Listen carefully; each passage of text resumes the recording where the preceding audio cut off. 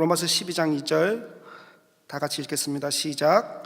너희는 이 세대를 본받지 말고 오직 마음을 새롭게 함으로 변화를 받아 하나님의 선하시고 기뻐하시고 온전하신 뜻이 무엇인지 분별하도록 하라. 아멘.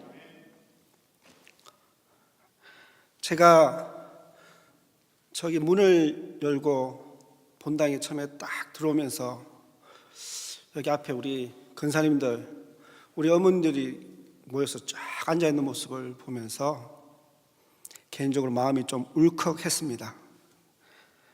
왜냐하면 특별히 제가 한국에서 신앙생활하면서 참 고민 많이 하고 방황 많이 했던 그런 신학대학 시절에 제가 다니던 교회 우리 권사님들하고 참 철학 기도를 굉장히 많이 했었거든요.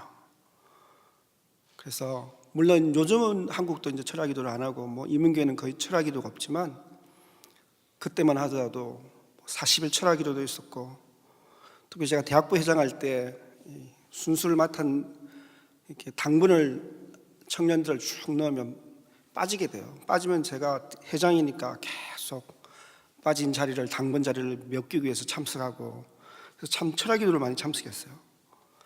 그때 우리 근사님들하고 기도했던 그 시절이 제가 지금까지 목회하면서 또 하나님의 일을 하는데 굉장히 큰 영적인 원동력이 됩니다. 그리고 특별히 신학대학 다닐 때 우리 근사님들이 늘 위로해 주시고 격려해 주시고 도와주시고, 그래서 때로는 그때 같이 기도하던 근사님들이 많이 그리워요.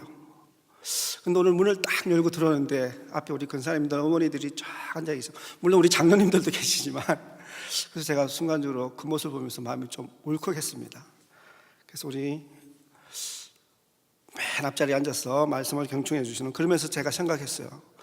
야, 이분들이 제가 정확하게 나성한인교회 역사가 어떻게 되는지 모르지만 이 수십 년 동안 교회를 지키면서 얼마나 기도하시고 눈물 흘렸을까, 그런 생각을 해봅니다. 그래서 여러분들의 기도와 눈물에 하나님의 크신 은혜가 임하기를 축원합니다.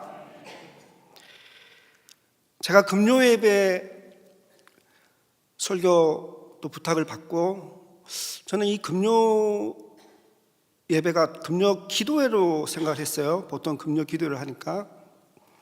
그래서 좀 금요 기도회를 위한 그런 설교를 좀 준비하다가 이제 홈페이지에 들어가서 쭉 이렇게 살펴보는데 올 한 달 동안 21세기 선교의 새로운 패러다임이라는 주제로 선교 세미나를 하시더라고요. 그래서 저 때문에 이제 이번 주 금요일이 이빨 빠지듯이 빠져서 또 저 때문에 이렇게 이제 제가 설교를 하게 됐는데, 그래서 계속 주제를 가지고 말씀을 전하는데 또 세미나를 하는데 너무 동떨어진, 전혀 이렇게 엉뚱한 주제를 가지고 말씀을 전하면 좀 그것도 문제가 되겠다, 그런 생각이 들어서, 그래서 분위기를 좀 맞추기 위해서 제가 오늘 이 제목을 가지고 시대를 분별하는 그리스도인이라는 제목으로 말씀을 준비했습니다. 그래서 오늘 좀 설교도 아니고 세미나가 아니고 좀 중간에 좀 어정쩡할 수가 있어요. 그래서 그리고 또 이게 어르신들이 많아서 좀 설교가 좀 이게 좀 지루하지 않을까, 그런 좀 걱정도 되는데, 그래서 이제 우리 목사님께 좀 제가 그런 걱정을 했더니 걱정하지 마시라고, 우리 교회 장로님들, 근사님들, 또 나이 드신 성도님들은 너무 지적인 수준이 높으시고 똑똑하셔서 그래서 좀 이렇게 세미나식으로 하셔도 잘 이해하실 것이라고. 그래서 또 우리 목사님 워낙 또 이렇게 수준이 있는 설교를 하시는 목사님이시니까 그래서 어쨌든 제가 준비한 대로 한번 잘 전하도록 하겠습니다. 제가 나성 한인교회에서 전할 말씀을 준비하기 전에 나성 한인교회는 어떤 모습과 분위기를 가진 교회인가 하는 것을 한번 미리 살펴보기 위해서 홈페이지에 좀 들어가 봤어요. 그래서 제가 구석구석 홈페이지를 좀 살펴봤어요. 근데 그 중에 눈에 확 들어오는 것 중에 하나가, 나성 한인교회는 개혁주의 신앙에 기초한 뿌리 깊은 교회라는 그런 모습들이, 그래서 개혁주의를 굉장히 강조하는 것을 보았습니다. 여러분, 그렇다면 개혁주의 신앙이란 과연 무엇입니까? 개혁주의 신앙을 한마디로 정의하는 것은 어렵지만 저는 제 나름대로 개혁주의 신앙을 이렇게 정의하고 싶습니다. 개혁주의 신앙은 이 세상 속에서 살아가고 있지만 이 세상에 영향을 받지 않고 도리어 이 세상을 변화시키는 그리스도인의 삶의 모습이다 라고 정의하고 싶습니다. 다시 말해서 개혁주의 그리스도인들은 이 세상에서 세상 사람들과 함께 살아가지만 이 세상을 따라가는 것이 아니라 도리어 이 세상을 주님께로 이끄는 사람들이라고 할 수 있는 것입니다. 그러므로 이 세상을 변혁하는 그리스도인이 되기 위해서는 우리가 살고 있는 지금 이 시대, 현 시대에 대한 이해가 반드시 있어야 합니다. 특별히 영적 지도자는 더욱더 자기가 사는 시대에 대한 올바른 이해가 있어야 합니다. 자신이 살고 있는 현 시대를 영적인 눈으로 바라보면서 하나님의 뜻을 찾을 수 있어야 합니다. 그래서 오늘 본문으로 읽은 로마서 12장 2절은 너희는 이 세대를 본받지 말고 오직 마음을 새롭게 함으로 변화를 받아 하나님의 선하시고 기뻐하시고 온전하신 뜻이 무엇인지 분별하도록 하라라고 말씀하고 있습니다. 얼마 전에 세상을 떠나신 유진 피터슨 목사님은 너희는 이 세대를 본받지 말라라는 이 구절을 우리가 살고 있는 세상 문화에 종속되지 말라라고 해석을 하였습니다. 그러므로 결국 우리가 살고 있는 이 시대를 분별하려면 지금 이 시대의 문화적 소산이 되는, 문화적 소산에 공통되는 인간의 정신적 태도나 양식 또는 이념이 되는 시대의 정신을 우리는 바르게 이해해야 합니다.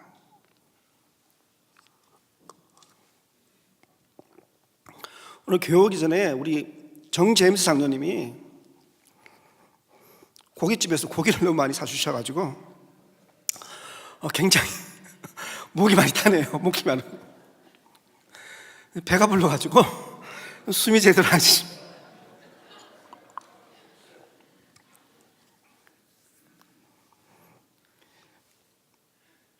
지금 우리가 살아가고 있는 이 시대를 흔히 한마디로 정의해서 포스트 모더니즘의 시대라고 말합니다. 왜냐하면 우리는 포스트 모더니즘이라는 시대 정신이 지배하는 시대를 살고 있기 때문입니다. 하지만 실상은 이제 이 포스트 모더니즘이라는 이 말도 유행이 지나가 버린 구시대적인 용어가 되어버렸습니다. 이제는 생명공학과 인공지능이 결합되어서 초인간적인 존재를 창조하는 포스트 휴먼의 시대가 되어버렸습니다. 그러나 그렇다고 해서 시대 정신으로서의 이 포스트 모더니즘의 영향력이 소멸된 것은 결코 아닙니다. 우리는 여전히 포스트 모더니즘이라는 시대 정신 아래에 살고 있습니다. 그렇다면 포스트 모더니즘의 시대는 어떤 시대입니까? 좀 간단하고 단순하게 몇 가지를 설명하면 포스트 모더니즘의 시대는 진리의 절대성을 인정하지 않는 시대입니다. 모든 진리는 컨텍스트 안에서, 모든 상황과 조건 안에서 상대적이다라고 주장을 합니다. 그래서 예수 그리스도를 통한 구원만을 주장하는 보수적 기독교를 적당히 경멸하고 심각하게 공격하면서 종교다운주의를 주장합니다. 또한 진리의 절대성과 예수 그리스도의 유일성에 기초한 교회의 근위를 파괴하고 해체합니다. 한 남자와 한 여자가 만나서 가정을 이루는 성경적 결혼관을 부정하고 해체합니다. 또한 포스트 모더니즘의 시대는 감성 중심주의와 외모 중심주의가 다스리는 쾌락과 탐욕의 시대입니다. 그 결과 이 시대 사람들은 그 어느 시대보다도 뛰어난 기술과 물질의 풍요와 육신의 안락함 속에서 살아가고 있지만 도리어 우리의 영혼은 더욱 피폐해지고 파괴되어 가고 있습니다. 그 어느 시대보다도 풍요로운 물질과 안락한 문명 속에서 살아가고 있지만 현대인들은 그 어느 시대보다도 덜 행복합니다. 다시 말해서 현대인들은 불행합니다. 제가 시간이 없어서 일일이 다 말씀을 못 드리지만 우리가 통계 조사를 보면 현대인들은 그 이전의 사람들보다 훨씬 더 행복하지 않다는 통계가 나오고 있습니다. 설문조사를 통해서. 그래서 지금 이 현대에는 우울증과 정신분열증 환자들이 그 어느 때보다 많은 그런 시대를 우리는 살아가고 있습니다. 우리가 살고 있는 이 시대는 또한 점점 AI, 인공지능이 다스리는 시대가 되어가고 있습니다. 몇 년 전에 우리가 너무나 잘 알듯이 인공지능 알파고가 세계 최고의 바둑 고수들을 단숨에 무너뜨리는 그런 무서운 시대를 살아가고 있습니다. 또한 하나님의 영역을 도전하는 바벨탑을 쌓고 있는 생명공학과 인공지능의 만남은 소위 말하는 포스트 휴먼의 시대를 만들어내고 있습니다. 그래서 앞으로 생명공학과 인공지능이 만나서 정말 인간의 한계를 상상할 수 없을 정도로 뛰어넘는 이 새로운 인류가 탄생하게 될 것이라고 미래학자들은 예언하고 있습니다. 그래서 최근에 한국에서 굉장히 유행하고 인기 있는 이 유발 하랄이라는 유대인 역사학자는 이 새로운 인류를 호모데우스, 신이 된 인간이라고 명명하였습니다. 다시 말해서 우리가 살고 있는 이 시대는 인간이 스스로 신이 되어가는 호모데우스, 스스로 신이 된 인간의 시대인 것입니다. 그래서 이 시대는 삼일체 하나님의 존재와 영원성 그리고 진리의 절대성을 부인하고 해체하는 시대입니다. 이러한 시대에 우리는 그리스도인으로서 어떻게 살아야 하는가에 대해 깊이 고민할 수밖에 없습니다.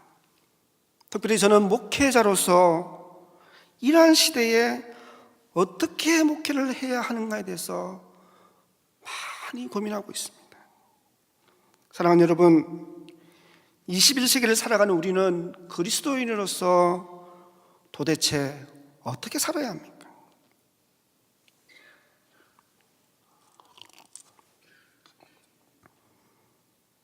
문화적 시대 정신으로서의 포스트 모더니즘은 미국에서는 1960년대 후반에 시작되어 1970년대에 본격화되었습니다. 여러분이 지금 살고 있는 이 미국에서. 그런데 우리가 한국의 현대사를 이야기할 때 한국의 1970년대를 흔히 무슨 시대라고 이야기합니까?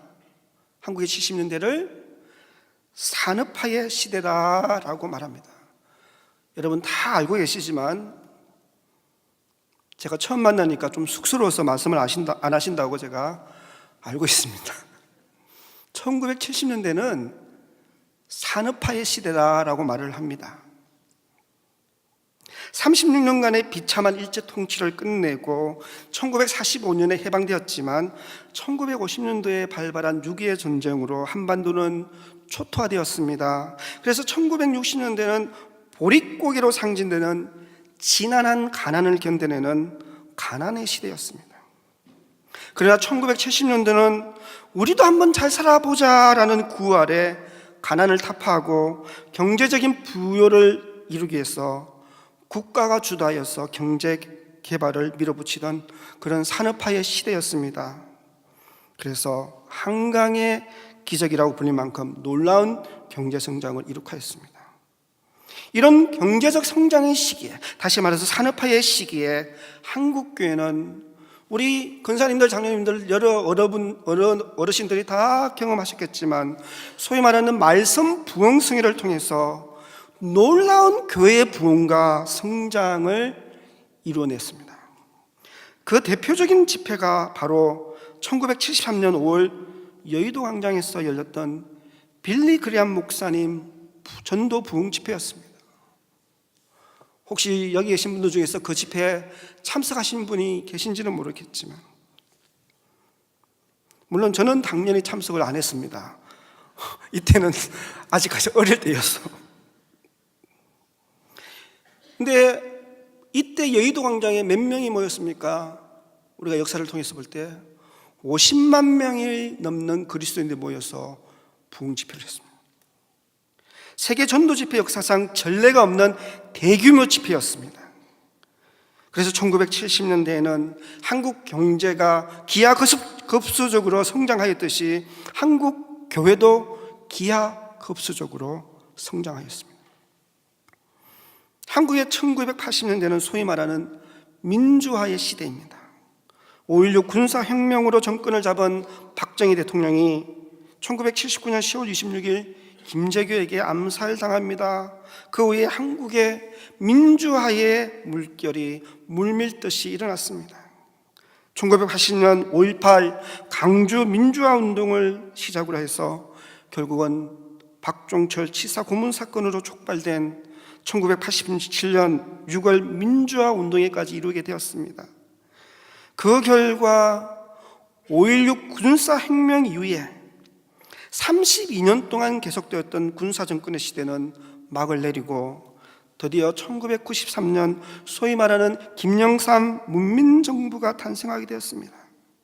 그리고 그 뒤를 이어서 김대중 대통령이 취임하게 되면서 한국 정치사에서 사실상 최초로 민주적 절차를 통해 여당과 야당이 바뀌는 민주적 정권 교체가 일어났습니다.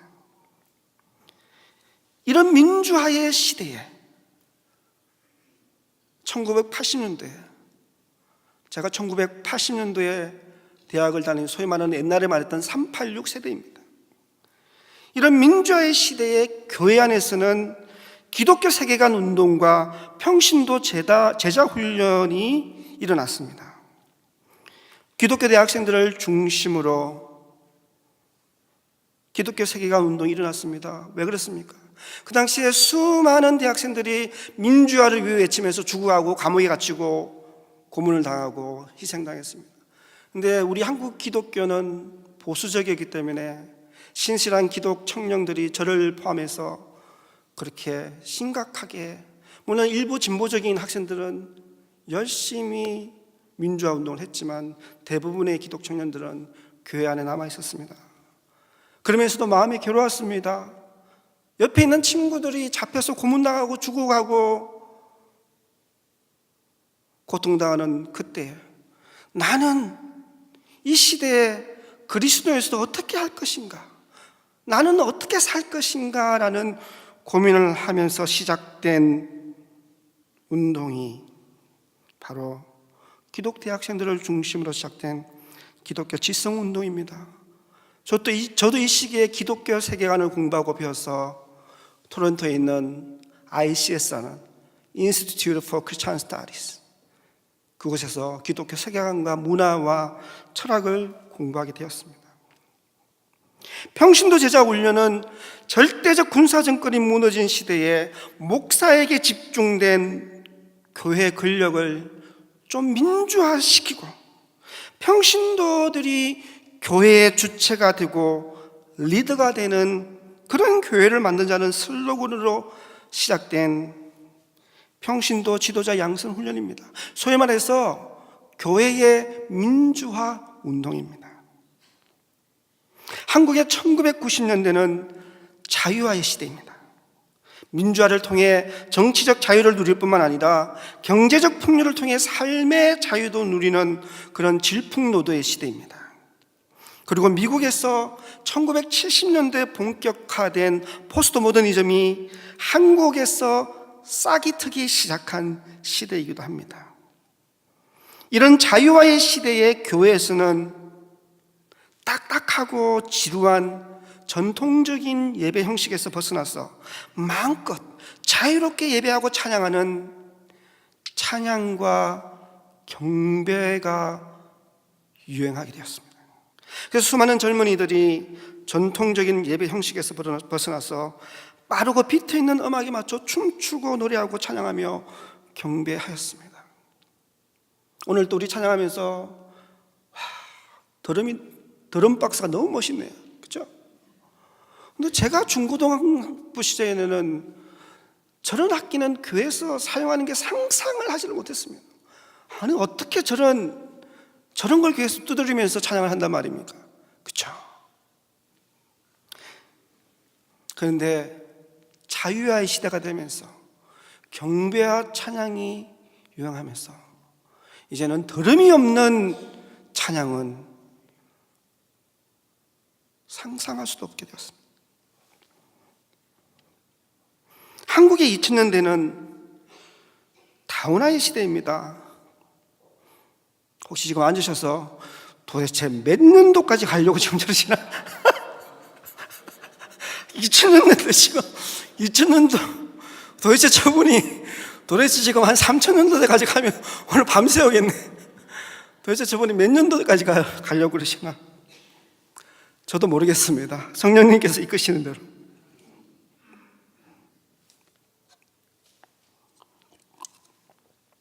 한국의 2000년대는 다운화의 시대입니다.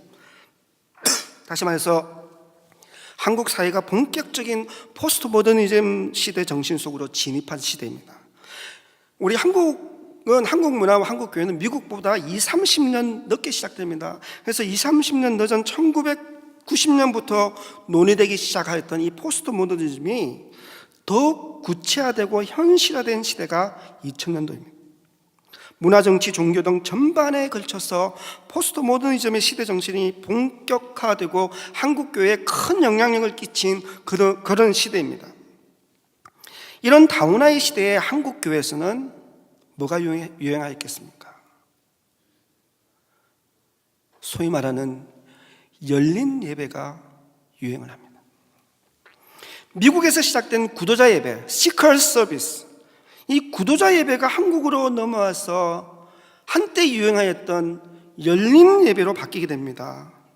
그런데 이 미국의 구도자 예배는 엄밀하게 말하면 종교다운주의의 영향을 받은 것입니다. 다시 말해서 누구나 예수 믿는 사람이든 안 믿는 사람이든 또는 불교인이든 다른 종교이든 상관없이 누구나 와서 불편함을 느끼지 않고 편안하게 부담 없이 예배 드리도록 기획된 일종의 다운주의적 예배입니다. 이런 구도자 예배의 영향을 받은 열린 예배가 한국에서 유행하다 보니까 한국 교회의 예배가 하나님 중심의 예배가 아니라 인간 중심의 예배, 인간의 필요와 욕구와 감정을 채워주는 예배, 사람들에게 보여주는 퍼포먼스, 수많은 퍼포먼스 중심의 예배로 변질하게 됩니다.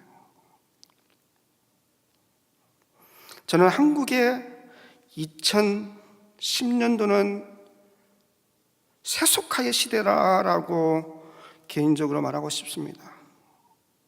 지금 우리는 2010년도의 끝자락을 살고 있습니다. 저는 그냥 제가 개인적으로 특별히 한국 사회를 보면서 우리가 살고 있는 이 2010년도를 세속화의 시대다라고 정의하고 싶습니다. 이 시대는 황금 만능주의, 물질지상주의, 쾌락주의가 극대화된 시대입니다. 그래서 인간의 탐욕과 제약이 그 어느 때보다도 넘쳐 흐르는 타락의 시대입니다. 이 타락한 시대에 타락한 사건들이 얼마나 많은지 정말 일일이 나열하기도 힘들 정도입니다. 이런 세속화의 시대에 한국 교회에서는 대형 교회들을 중심으로 한국 교회의 세속화와 타락이 가속화되고 극에 달했습니다. 2010년도는 지금 우리가 직접 체험하면서 살고 있는 바로 지금의 시대이기 때문에 제가 일일이 말하지 않아도 우리가 너무나도 잘 알고 있으리라 생각을 합니다. 이제 몇 년 있으면 1, 2년만 있으면 우리는 이제 곧 2020년대를 맞이하게 됩니다. 앞으로 우리가 곧 맞이하게 될 이 2020년대는 과연 어떤 시대가 될 것 같습니까? 저는 개인적으로 2020년대를 해체화의 시대라고 말씀드리고 싶습니다. 모든 전통적인 가치, 권위, 사상, 도덕성, 개념, 진리 등이 완전히 해체되는 시대입니다. 지난 2월 22일 금요일에 제가 충격적인 뉴스를 한번 보았습니다.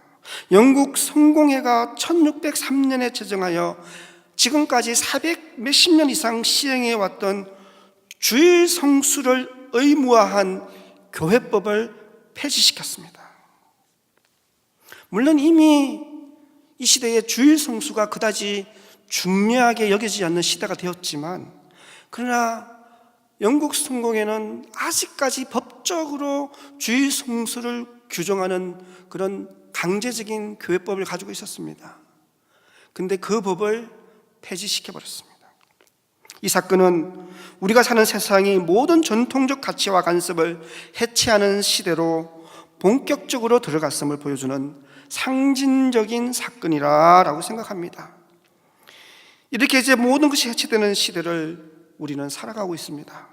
주일 성수뿐만 아니라 성경, 교회, 가정, 결혼, 목사의 권위 등등 모든 전통적인 진리와 가치와 구조가 해체되는 시대를 우리는 살아가고 있습니다. 이런 해체의 시대에 교회는 과연 어떤 모습으로 할 것 같습니까? 여러분, 앞으로 우리가 맞이하게 될 2020년도 해체의 시대에 한국 교회는 점점 몰락해 갈 것입니다. 그런 몰락의 징조가 이미 벌써 보이고 있습니다. 폐쇄하는 교회의 수가 점점 늘어나고 있습니다. 한국 교회 성도의 수는 이미 최저점을 기록하고 있습니다. 제가 살고 있는 캐나다 토론토를 살펴보면 그 토론토에 빅4라는 큰 대형 교회들이 있습니다. 몇천 명 모이는. 그런데 이제 물론 대부분이 수평 이동을 통해서 작은 교회에서 중형 교회에서 간 교회들로 성장한 대형 교회들입니다. 그런데 그 대형 교회도 이미 성장이 멈추고 점점 줄고 있습니다. 제가 여기 와서 제가 교회 이름을 이야기하지 않겠습니다. 말만 해도 아는 큰 교회에서 부목사하는 후배를 만나서 이야기했는데, 그 교회만 하더라도 여러 이유가 있겠지만 교인이 2,000명이 줄었다고 합니다. 2,000명이. LA의 대표적인 교회인데 약 2,000명의 성도가 줄었다고 그래요. 중형교회는 점점 숫자가 줄고 있습니다. 소형교회는 생존하기 힘든 상황이 되고 있습니다. 많은 작은 교회들이 문을 닫고 있습니다. 이것이 캐나다 토론토 한국교회 이민교회의 현실입니다. 저는 미국도 별반 틀리지 않을 것이라고 생각합니다. 사람들은 더 이상 기독교의 진리를 믿지 않습니다. 교회의 전통과 권위를 인정하지 않고 목사를 참으로 하찮게 여기고 우습게 하는 그런 무시무시한 해체의 시대를 이제 우리는 살아가야만 합니다. 교회는 성장은커녕 생존을 걱정해야 하는 몰락의 시대를 우리는 살아가야 합니다. 아니, 이미 우리는 그런 시대를 살아가고 있습니다. 사랑하는 여러분, 이런 어둠과 혼돈과 몰락의 시대에 우리는 그리스도인으로서 어떻게 살아야 합니까? 주님의 몸된 교회는 어떤 길을 걸어가야 합니까? 목사로서, 영적 지도자로서 우리는 어떻게 목회하고 사역해야 합니까?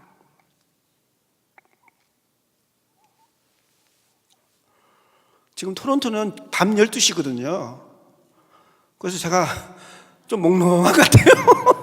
그래서 발음이 좀, 그죠? 자야 될 시간인데, 지금 여기 나오시지만, 지금 토론토는 시차가 빨라서, 지금 밤 12시라서, 그쵸? 제가 혹시 설교하다 좀 졸면 이해해 주시기 바랍니다.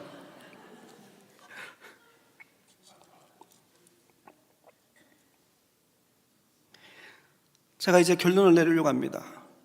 근데 혹시 여러분 마음속에, 저 목사님이 어떤 멋진 위대한 어떤 대안과 결론을 내리실까, 그런 기대를 했다면 여러분 실망하실 것입니다.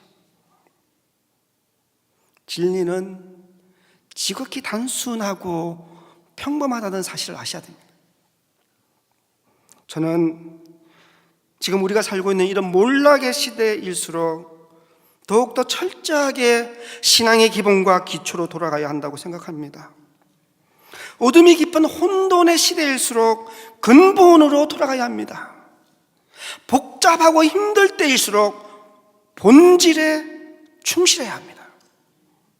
우리 그리스도인들의 신앙의 기본은 무엇입니까? 말씀과 기도 가운데 성령의 인도하심을 받는 것입니다.